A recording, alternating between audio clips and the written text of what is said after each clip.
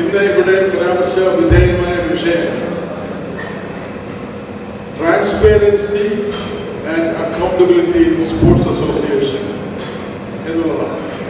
വിഷയം വളരെ പ്രധാനമാണെങ്കിലും ഈ വിഷയത്തെക്കുറിച്ച് ചിന്തിക്കുന്നത് അത്ര സുഖപ്രദമായ ഒരു കാര്യമല്ല, അത്ര രസകരമായ ഒരു കാര്യമല്ല എന്ന് എനിക്ക് നല്ലതുപോലെ അറിയാം. അതുകൊണ്ട് തന്നെ കൂടുതൽ വിശദീകരിക്കാതെ ഈ കാര്യങ്ങളിൽ സ്പോർട്സ് അക്കൗണ്ടബിലിറ്റി, സ്പോർട്സ് ട്രാൻസ്പെറൻസി എന്നിവ നടപ്പിൽ വരുത്തുന്നതിന് വേണ്ടി പ്രായോഗികമായി ഏതൊക്കെ കാര്യങ്ങളെക്കുറിച്ച് നമുക്ക് ചിന്തിക്കാം എന്നുള്ളതിനെ ആസ്പദമാക്കി വളരെ കുറച്ച് ചില പോയിന്റുകൾ മാത്രമാണ് ഞാൻ നിങ്ങളുടെ ശ്രദ്ധയിൽപ്പെടുത്തുന്നത്. ഒന്നാമതായി ഞാൻ പറയാനുള്ളത്, എന്തുകൊണ്ട് അക്കൗണ്ടബിലിറ്റി, എന്തുകൊണ്ട് സുതാര്യത, എന്തുകൊണ്ട് നമ്മൾ ഈ സ്പോർട്സിനെ കുറിച്ച് ചിന്തിക്കുമ്പോൾ നമ്മൾ പലപ്പോഴും സ്പോർട്സിനെ കുറിച്ച് ചിന്തിക്കുന്നത് ഒരു കളി എന്നുള്ളത്, ഒരു വിനോദ ഉപാധി അല്ലെങ്കിൽ കളി. സമൂഹത്തിന്റെ പ്രധാന ജീവിത രീതിയുമായിട്ട് വലിയ ബന്ധമില്ലാത്ത സമൂഹത്തിന്റെ അതിരിൽ നടക്കുന്ന ഒരു ആക്ടിവിറ്റി എന്നാണ് നമ്മൾ പലപ്പോഴും സ്പോർട്സിനെ കുറിച്ച് ചിന്തിക്കാറ്.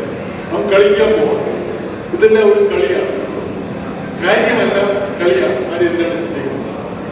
പക്ഷെ ലോകം മാറുന്നതനുസരിച്ച് ഇത് മാറിക്കൊണ്ടിരിക്കുകയാണ്.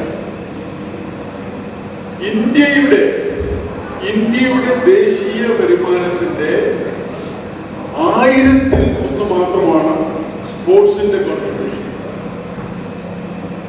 നിങ്ങൾ മനസ്സിലാക്കേണ്ടത്, ലോകത്തിൽ if you take the world average of the contribution of sports to the gross domestic product of a nation, ലോകത്തിലെ ആവറേജ് 1005, നമ്മുടേത് 1001.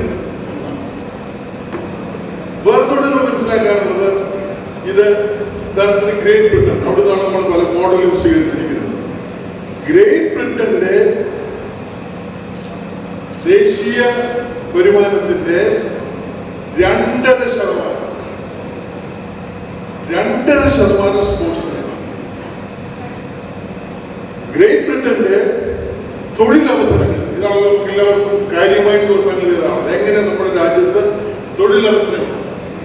ഗ്രേറ്റ് ബ്രിട്ടന്റെ ടോട്ടൽ തൊഴിലവസരങ്ങളിൽ 4% സ്പോർട്സ് ആണ്.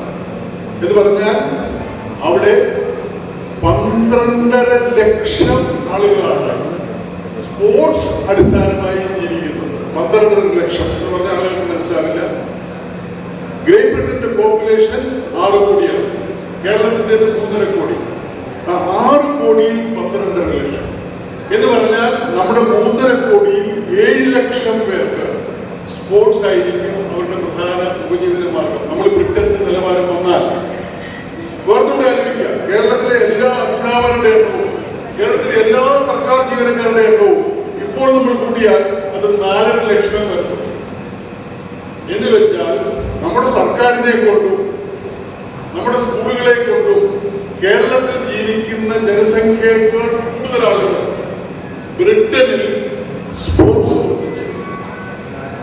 അതായത് സ്പോർട്സ് എന്ന് പറയുന്നത് ഒരു കളിയോ തമാശോ ഒരു വിനോദോപാധിയോ മാത്രമല്ല. യഥാർത്ഥത്തിൽ ഒരു ആധുനിക സമൂഹം കെട്ടിപ്പിടിക്കുമ്പോൾ ആ ആധുനിക സമൂഹത്തിന്റെ സാമ്പത്തിക വളർച്ചയിൽ വളരെ ഗണ്യമായ സംഭാവന ചെയ്യേണ്ട ഒരു വിഭാഗമാണ് സ്പോർട്സ്. ഒരുപക്ഷെ വൈദ്യുതി, ബ്രിട്ടനിൽ വൈദ്യുതി നൽകുന്ന കോൺട്രിബ്യൂഷനേക്കാൾ കുറവാണ്. നമുക്ക് മനസ്സിലാവും. അപ്പൊ അങ്ങനെ വളരെ പ്രധാനമായ ഒരു മേഖല, ആ ഒരു വളരെ പ്രധാനപ്പെട്ട ഒരു മേഖല വളരണമെങ്കിൽ ആ മേഖല വളർന്നത് പോലെ അഡ്വാൻറ്റേജസ് എന്തൊക്കെയാണ്? ഞാനീ പറഞ്ഞ ഇക്കണോമിക് അഡ്വാൻറ്റേജ് മാത്രമല്ല, ഒരു രാജ്യത്തിന്റെ പ്രസ്റ്റീജ്, ഒരു രാജ്യത്തിന്റെ ഐക്യം, ഒരു രാജ്യത്തിന്റെ പരസ്പരമുള്ള സമൂഹത്തിനുള്ള സോളിഡാരിറ്റി, ഇതൊക്കെ സ്പോർട്സ് വളരെയധികം. അതുകൂടാതെ ആ ജനങ്ങളിലുള്ള ആരോഗ്യം, പൊതുജന ആരോഗ്യം ഏറ്റവും കൂടുതൽ വർദ്ധിപ്പിക്കുന്ന ഒരു സംഗതിയാണ് സ്പോർട്സ്. അങ്ങനെ ചികിത്സാ ചെലവ് വളരെ കുറയും. കൂടാതെ സ്പോർട്സ് ഉള്ള ഒരു രാജ്യത്ത് സ്പോർട്സ് എന്ന് പറയുന്നത് പ്യൂർലി മെറിറ്റിൽ മാത്രം കേന്ദ്രീകരണമാണ്. നീ കളി ജയിക്കണമെന്നുണ്ടെങ്കിൽ ആ കളിയിൽ നിനക്ക് മെറിറ്റ് വേണം. ഒരു മെറിറ്റ് ബേസ്ഡ് സൊസൈറ്റി, കഴിവുള്ളവന് മുമ്പോട്ട് വരുന്ന ഒരു സമൂഹം കെട്ടിപ്പിടിക്കണമെങ്കിൽ അത് സ്പോർട്സിനെ ബേസ്ഡ് ആയിട്ടുള്ള ഒരു സമൂഹമായിരിക്കും.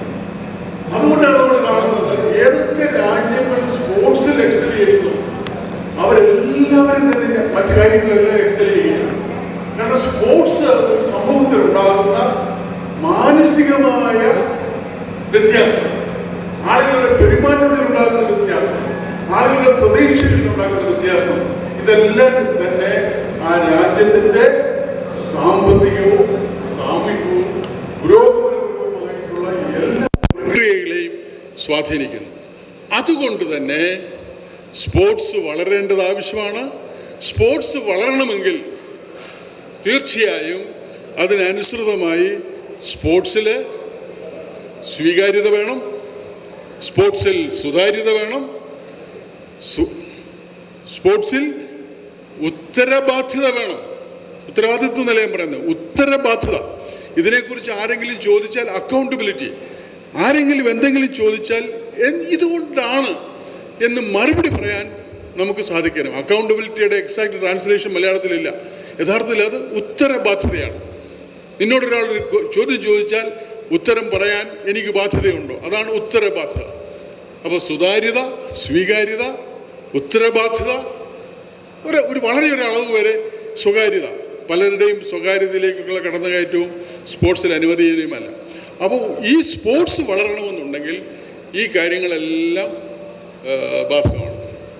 അപ്പോൾ ഇതുമായിട്ട് ബന്ധപ്പെട്ട് നമ്മൾ നോക്കുകയാണെങ്കിൽ ഈ ലോകത്തുള്ള മുഴുവനുള്ള സ്പോർട്സ് രംഗത്ത് ഈ രീതിയിലുള്ളൊരു അപ്രോച്ച് 20-ാം നൂറ്റാണ്ടിൻ്റെ അവസാനത്തിൽ പോലും ഉണ്ടായിട്ടില്ല. ഇപ്പോൾ ലോകത്തിൻ്റെ പല ഭാഗത്തും ഈ കാര്യങ്ങളൊക്കെ മാറി വരികയാണ്.